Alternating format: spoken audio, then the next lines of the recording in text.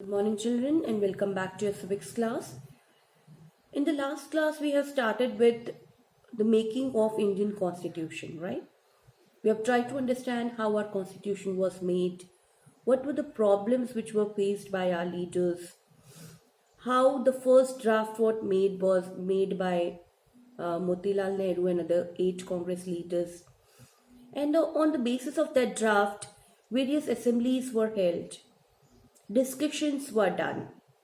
Our leaders have taken a lot of experience from and learned so many things from this Britishers also.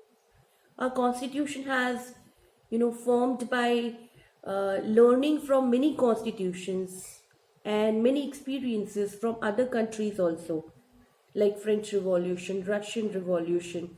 From Britishers we have taken the parliamentary system, right?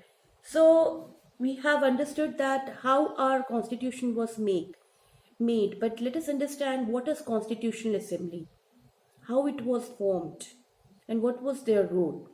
So today our topic is the Constitutional Assembly. Okay, it is on page number 46. Now, Constitution was the drafts of the documents which was made by these assemblies. Okay, elected representatives were there in this team who has made the Constitution, and this team was called as Constitutional Assembly. Okay, so please underline this paragraph. This is very important. The draft of the documents called the Constitution was done by the Assembly of elected representative called the Constitutional Assembly. Now, election of these members was done in July 1946.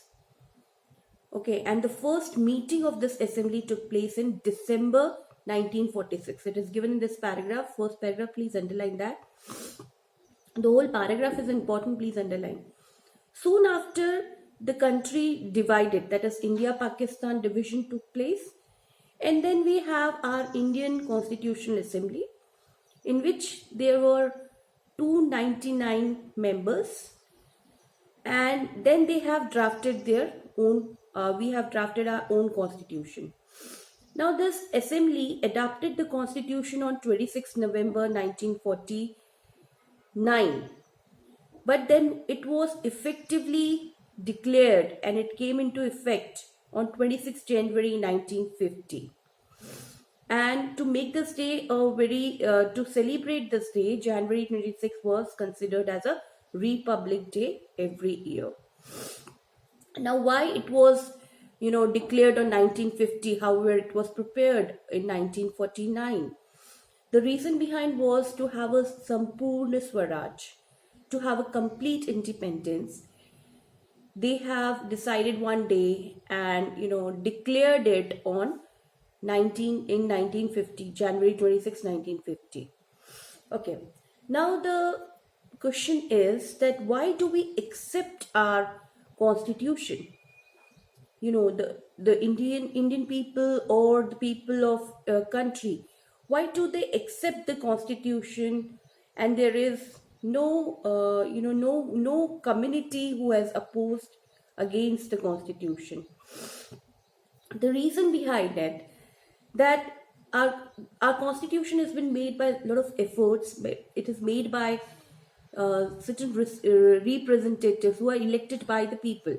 And the secondly most important thing is that it was made for more than 50 years, but then still no group or no social group has questioned our constitution, and they have accepted there is no conflict among the social groups regarding the constitutional making.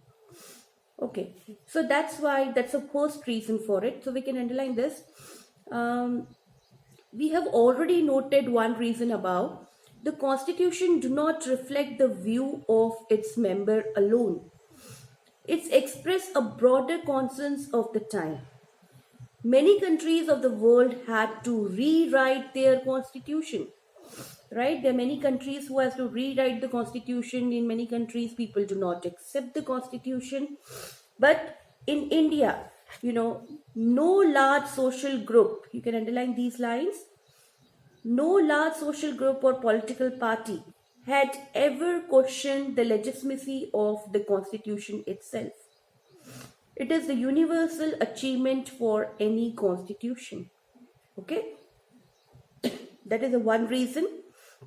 And the second reason is the next paragraph you can underline. For accepting the constitution, the Constitutional Assembly represented the people of India. That means these people who had made the constitution, that is the assembly people, are the representative. We have selected them. They are coming from the various states, various places, right? Earlier, the group which was fighting for independence was that Indian National Congress.